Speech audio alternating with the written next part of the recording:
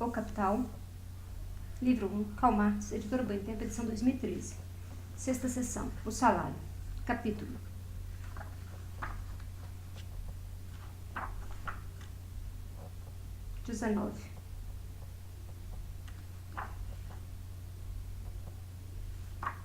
O salário por peça. Páginas 621 a 636.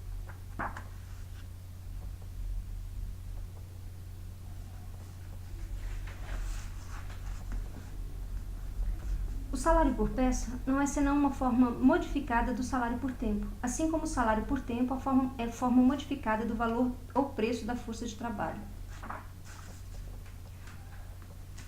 No salário por peça, temos a impressão, à primeira vista, de que o valor de uso vendido pelo trabalhador não é a função de sua força de trabalho vivo, mas trabalho já objetivado no produto, e de que o preço desse trabalho não é determinado como salário por tempo pela fração de valor diário da força de trabalho dividida por jornada de trabalho de dado número de horas, mas pela capacidade de produção do produtor.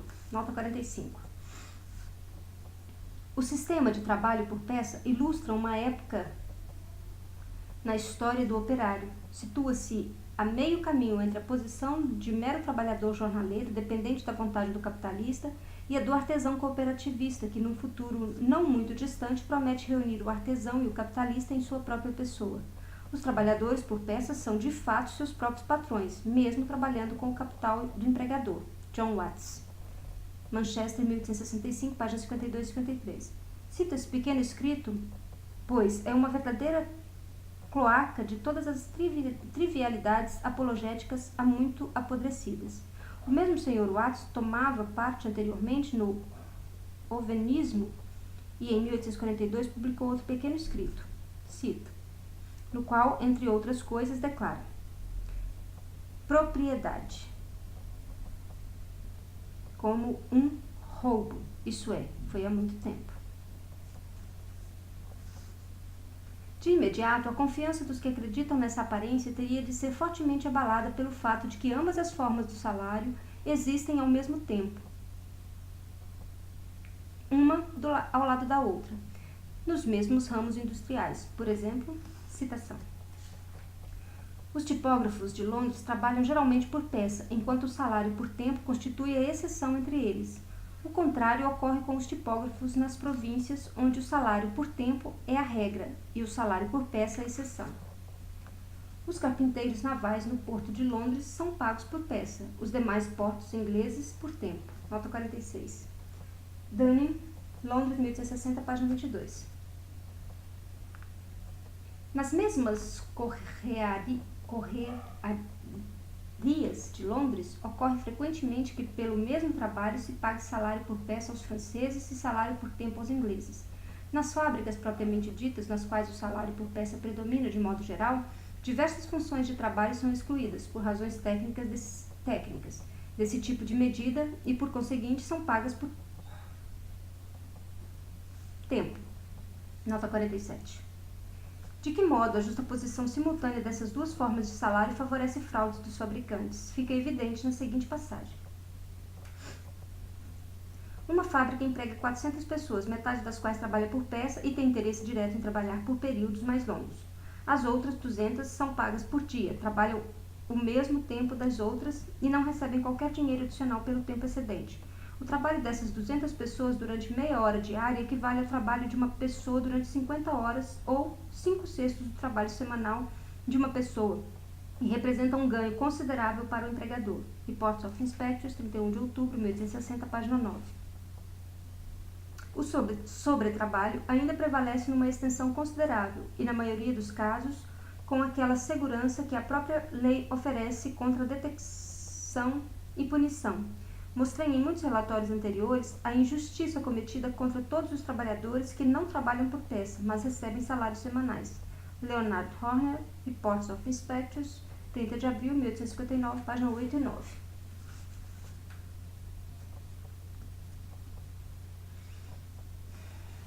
Fica claro, no entanto, que a diferença de forma de pagamento do salário não modifica em nada a essência deste último.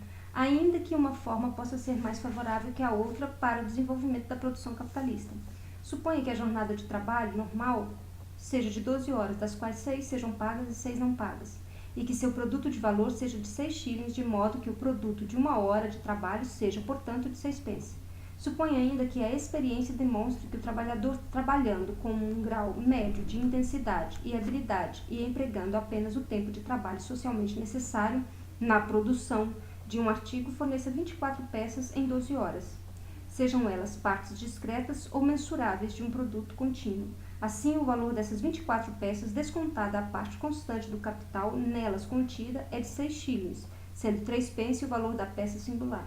O trabalhador recebe 1,5 penny por peça e ganha, portanto, 3 shillings em 12 horas. Assim como no caso do salário por tempo, é indiferente supor que o trabalhador trabalhe 6 horas para si mesmo e 6 para o capitalista, ou que cada hora ele trabalhe metade para si mesmo e metade para o capitalista.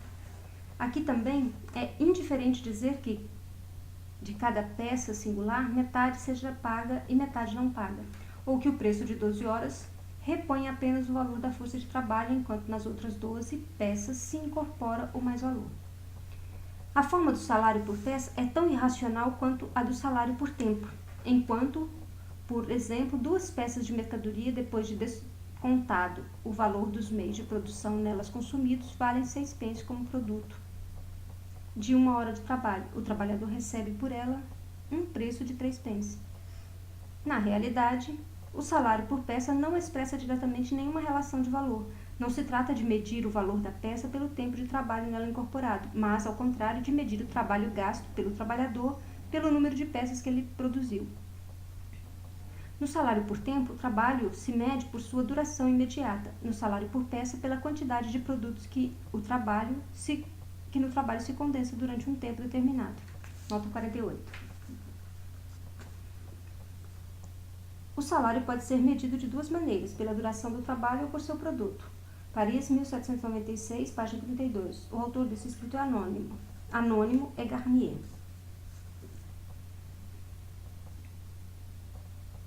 O preço do próprio tempo de trabalho é, por fim, determinado pela equação valor de trabalho de um dia igual a valor diário da força de trabalho. O salário por peça, portanto, não é mais do que uma forma modificada do salário por tempo. Observemos mais de perto agora as peculiaridades que caracterizam o salário por peça. A qualidade do trabalho é controlada aqui pelo próprio produto, que tem de possuir uma qualidade média para que seja pago integralmente o preço de cada peça. Sob esse aspecto, o salário por peça se torna a fonte mais fértil de descontos salariais e de fraudes capitalistas.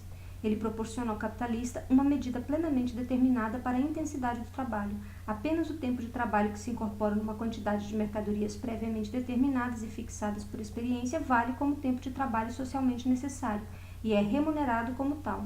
Por isso, nas grandes alfaiatarias de Londres, certa peça de trabalho, por exemplo, um colete, etc., é chamada de 1h30, etc., a 6 pence por hora. A prática nos permite estabelecer a quantidade média de produto de 1 hora de trabalho com o surgimento de novas modas, conceitos, etc., instalando-se um conflito entre empregador e trabalhador acerca de se determinada peça de 1 hora, até que também, nesse caso, a experiência decida algo semelhante. Ocorre nas mercadorias, etc., de Londres. Se o trabalhador carecesse de capacidade média de rendimento e por isso não consegue fornecer um mínimo determinado de trabalho diário, ele é dispensado. Nota 49. Um determinado peso de algodão lhe é entregue ao fiandeiro, e ele tem de fornecer em troca um determinado peso trançado ou fio de um certo grau de finura, sendo remunerado de acordo com a quantidade de libras de produto produzidas. Se seu trabalho é de qualidade insuficiente, ele recebe uma punição. Essa qualidade é menor que o mínimo fixado para cada tempo. Ele é dispensado e um operário mais capaz é procurado. Página 316 e 17. Ure.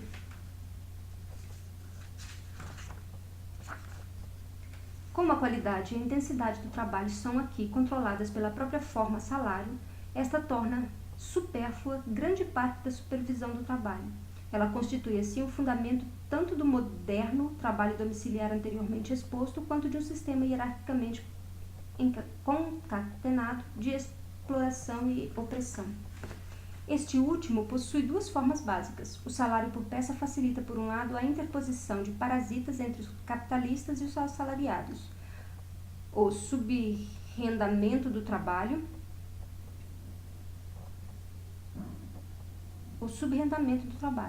O ganho dos intermediários advém exclusivamente da diferença entre o preço do trabalho pago pelo capitalista e a parte desse preço que eles deixam chegar efetivamente ao trabalhador. Nota 50. Quando o produto do trabalho passa por muitas mãos, cada uma das quais tendo uma participação nos lucros, enquanto apenas o último par de mãos executa o trabalho, ocorre que o pagamento que alcança a operária é miseravelmente desproporcional. Children Employment Commission, segundo reportes, número 224, página 70.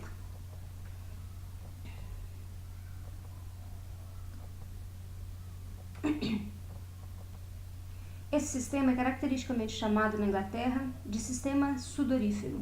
Por outro lado, o salário por peça permite ao capitalista firmar com o trabalhador principal na manufatura, com o chefe de um grupo nas minas, com o picador de carvão, etc., na fábrica, com o trabalhador mecânico, propriamente dito, um contrato de tanto por peça, a um preço pelo qual o próprio trabalhador principal se encarrega de contratar e pagar seus auxiliares. A exploração dos trabalhadores pelo capital se efetiva aqui mediante a exploração do trabalhador pelo trabalhador. Nota 51. Mesmo o apologético Watts observa a esse respeito. Seria uma grande melhoria do sistema de trabalho por peça se todos os homens ocupados numa tarefa fossem parceiros no contrato, cada um de acordo com suas habilidades, em vez de um só homem estar interessado em explorar seus camaradas para seu próprio benefício. Ibidem, página 53, sobre as infâmias desse sistema. Children Employment Commission, repórter 3, número 22, página 66, número 24, página 11, página 11, número 13, 53, 59 e etc.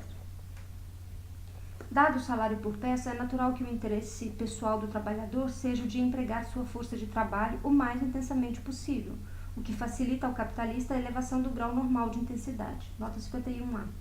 Esse resultado natural e espontâneo é frequentemente formulado de modo artificial.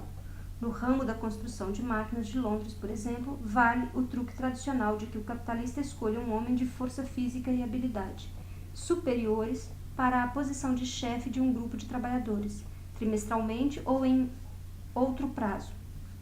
Paga-lhe um salário adicional sob a condição de que faça o possível para estimular seus colaboradores que recebam apenas o salário ordinário a trabalhar com a máxima dedicação. Sem mais comentários, isso explica a reclamação dos capitalistas acerca das barreiras impostas pela trade unions à atividade ou habilidade e força de trabalho superiores.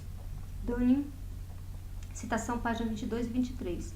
Como o próprio autor é trabalhador e secretário de uma trade union, isso poderia ser considerado um exagero, mas veja-se, por exemplo, o verbete, altamente respeitável, Enciclopédia Agronômica de J. Morton, na qual esse método é recomendado aos arrendatários como muito eficaz. É igualmente do interesse pessoal do trabalhador prolongar a jornada de trabalho, pois assim aumenta seu salário diário ou semanal. Nota 52. Todos os que são pagos por peça lucram com a transgressão dos limites legais do trabalho. Essa observação quanto à disposição de trabalhar horas adicionais é especialmente aplicável às mulheres empregadas como tecelãs ou dobradeiras. Reports of Inspectors, 30 de abril de 1858, página 9. Esse sistema de salário por peça, tão vantajoso para o capitalista, tende diariamente a estimular o jovem oleiro a realizar mais sobretrabalho durante 4 ou 5 anos, em que é pago por peça, mas por um preço baixo. Essa é uma das grandes causas a que se deve atribuir a degeneração física dos oleiros. Children Employment, primeiro repórter, página 13.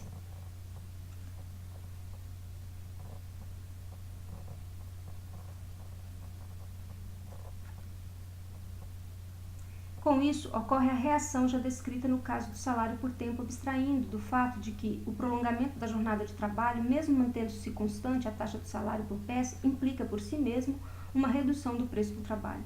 No salário por tempo, prevalece, como poucas exceções, o salário igual para funções iguais, ao passo que no salário por peça, o preço de tempo do trabalho é medido por determinada quantidade de produtos, mas o salário diário ou semanal, ao contrário, varia de acordo com a diversidade individual dos trabalhadores, um dos quais fornece apenas o mínimo de produtos num dado tempo, o outro, a média, e o terceiro, mais do que a média. No que diz respeito à receita real, surgem aqui grandes diferenças conforme os distintos níveis de destreza, força, energia, resistência, etc., dos trabalhadores individuais. Nota 53.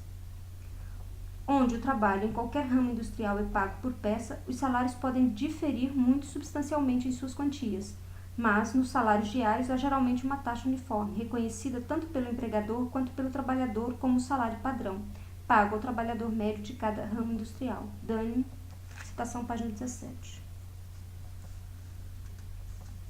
Isso não altera naturalmente nada em relação geral, a relação geral entre capital e trabalho assalariado. Em primeiro lugar, as diferenças individuais se compensam na totalidade da oficina, de modo que, num tempo determinado de trabalho, ela fornece o produto médio e o salário total que nela é pago equivale ao salário médio desse ramo industrial. Em segundo lugar, a proporção entre o salário e o mais-valor se mantém inalterada, pois o salário individual do trabalhador isolado corresponde à massa de mais-valor individualmente fornecida por ele. Mas o maior espaço de ação que o salário por peça proporciona à individualidade tende a desenvolver, por um lado, tal individualidade, e com ela o sentimento de liberdade, a independência e o autocontrole dos trabalhadores, por outro lado, sua concorrência uns contra os outros. O salário por peça tem, assim, uma tendência a aumentar os salários individuais acima do nível médio e, ao mesmo tempo, a baixar esse nível. Mas onde um determinado salário por peça já se encontra há muito tempo consolidado de maneira tradicional, o que cria enormes dificuldades para sua rebaixa, os patrões tendem a recorrerem excepcionalmente ao procedimento de transformar forçadamente o salário por peça em salário por tempo. Contra isso, se voltou, por exemplo, a grande greve dos tecelões de fitas de Coventry, em 1860, nota 54. O trabalho dos oficiais artesãos se regula por dia ou por peça. Os patrões sabem aproximadamente a quantidade de serviço que os trabalhadores podem realizar diariamente em cada métier, ou ofício, e com frequência eles pagam por isso uma quantia proporcional ao serviço que realizam. Assim, esses oficiais trabalham tanto quanto podem em seu próprio interesse, sem qualquer supervisão. Chatillon, Amsterdã, 1756, páginas 185 e 202. Primeira edição de 1755. Chatillon, em que muitos se inspiram, Kesney, Sir James Stewart e Adam Smith, já apresenta aqui, portanto, o salário por peça como forma meramente modificada do salário por tempo. A edição francesa de Chatillon se anuncia no título como tradução da edição inglesa, mas esta última não só é de data posterior, 1759, como também demonstra por seu conteúdo ser uma elaboração posterior. Assim, por exemplo, na edição francesa, homme ainda não é mencionado, ao passo que na edição inglesa quase não figura o nome de pet. Esta última é teoricamente mais irrelevante, porém contém muitos dados específicos sobre o comércio inglês, o comércio de bullion, etc., que faltam no texto francês. As palavras no título da edição inglesa, segundo as quais essa obra foi extraída principalmente do manuscrito de um engenhosíssimo cavalheiro falecido e adaptada, etc., parecem, portanto, ser algo mais que mera ficção, àquela época muito comum. O autor do livro é Richard Chatillon. A edição inglesa foi reelaborada por Philip Chatillon, um parente de Richard Chatillon. Nota 1000.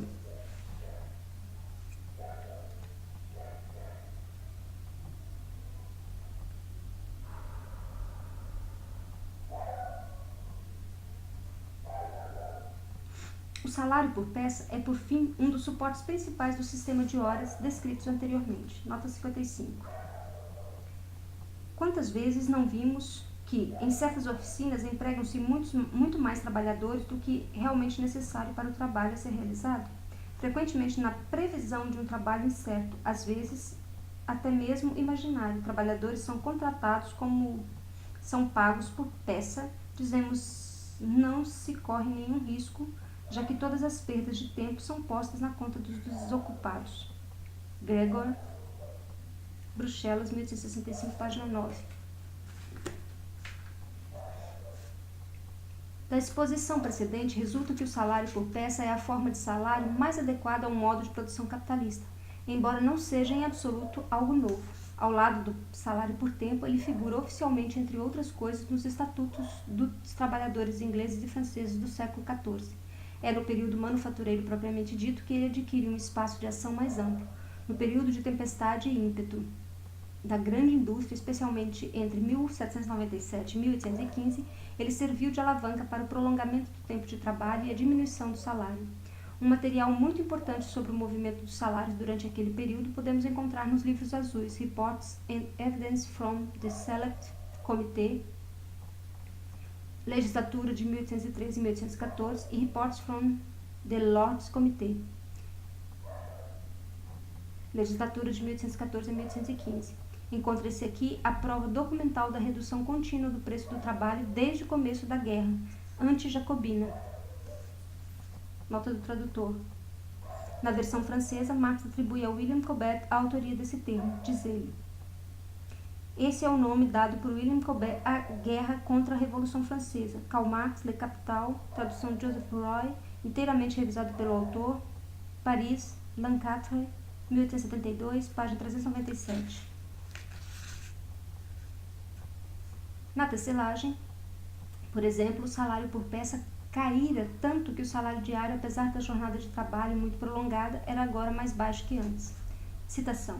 O ganho real do tecelão é muito menor que antes. Sua superioridade sobre o trabalhador comum, que antes era muito grande, desapareceu quase por completo. De fato, a diferença entre o salário do trabalho qualificado e do trabalho comum é agora muito mais insignificante do que em qualquer período anterior. Nota 56. Remakes on the Commercial, Londres, 1815, página 48. Com pouco proveito, o proletariado rural tirava da maior intensidade e extensão do trabalho resultante do salário por peça, é demonstrado na seguinte passagem, tomada de um escrito favorável aos landlords, proprietários fundiários e arrendatários. Citação. A maior parte das operações agrícolas é executada por pessoas contratadas por dia ou por peça. Seu salário semanal é de mais ou menos 12 shillings e ainda que se possa pressupor que um homem trabalhando por peça sob um estímulo maior ganhe 1 ou mesmo 2 shillings a mais do que se fosse pago por semana, conclui-se, no entanto, ao calcular sua receita total, que sua perda de ocupação no decorrer do ano ultrapassa esse ganho adicional. Devemos observar ainda que os salários desses homens guardam certa relação com os preços dos meios de subsistência necessários, de modo que um homem com 2 filhos consegue sustentar sua família sem recorrer à assistência paroquial. Nota 57. A Defense de Lord Wares, Londres, 1814, página 4 e 5.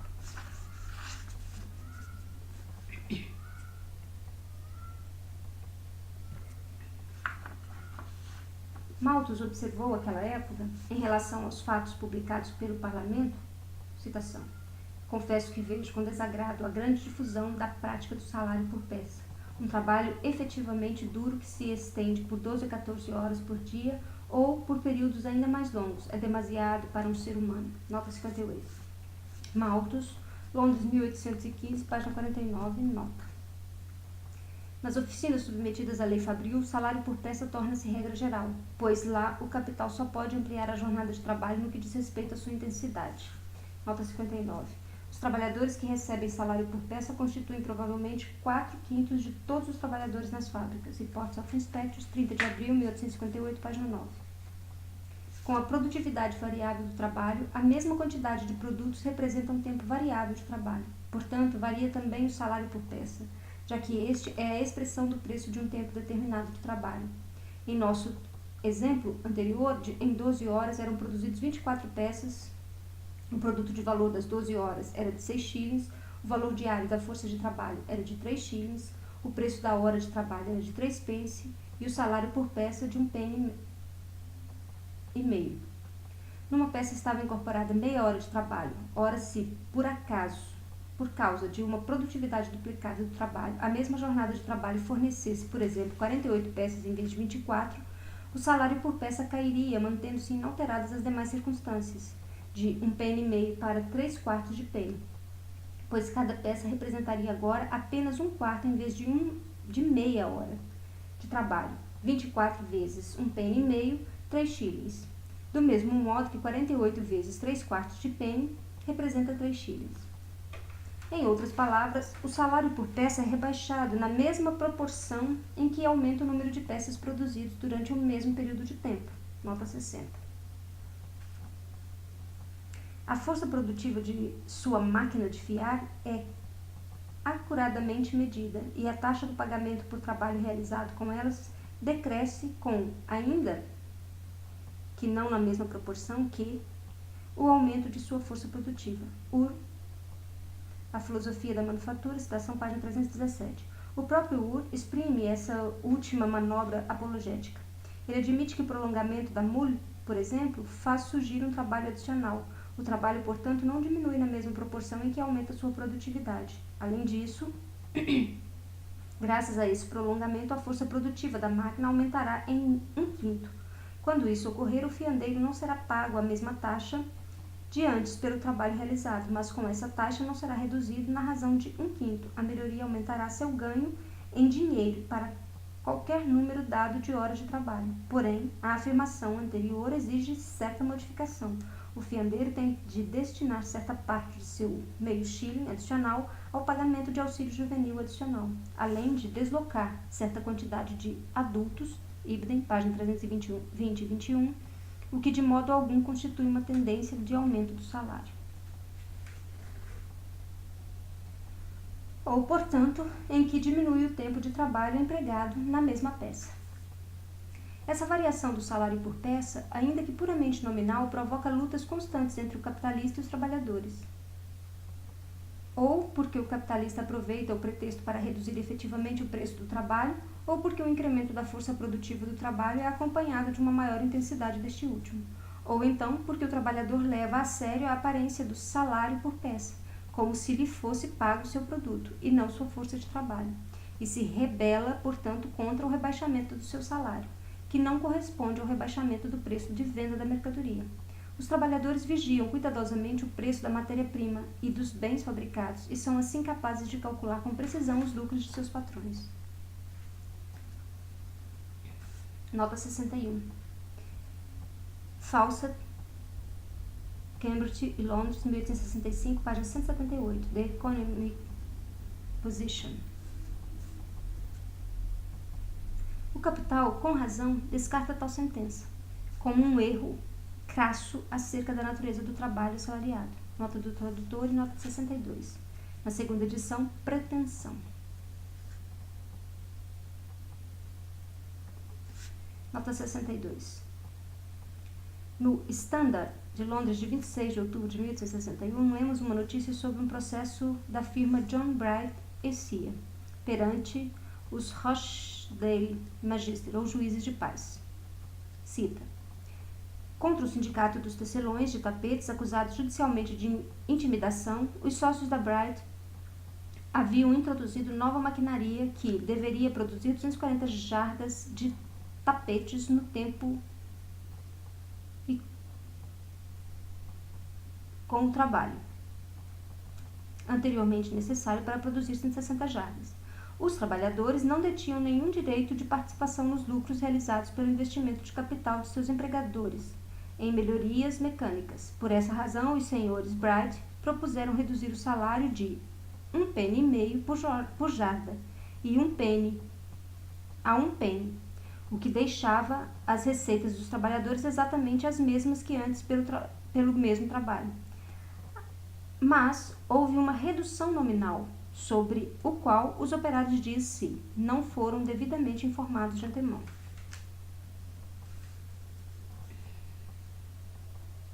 Ele roga contra a pretensão de impor obstáculos ao progresso da indústria e declara rotundamente que a produtividade do trabalhador é algo que não concerne de modo algum ao trabalhador. Nota do tradutor, nota 63. Na segunda e terceira edições, trabalho. Nota do tradutor. Nota 63. Os sindicatos, em seu afã de manter o salário, procuram participar dos lucros da maquinaria aperfeiçoada. Que horror! Eles exigem salários mais elevados porque o trabalho foi abreviado. Em outras palavras, eles se empenham em obstaculizar as melhorias industriais. Londres, 1834, página 42.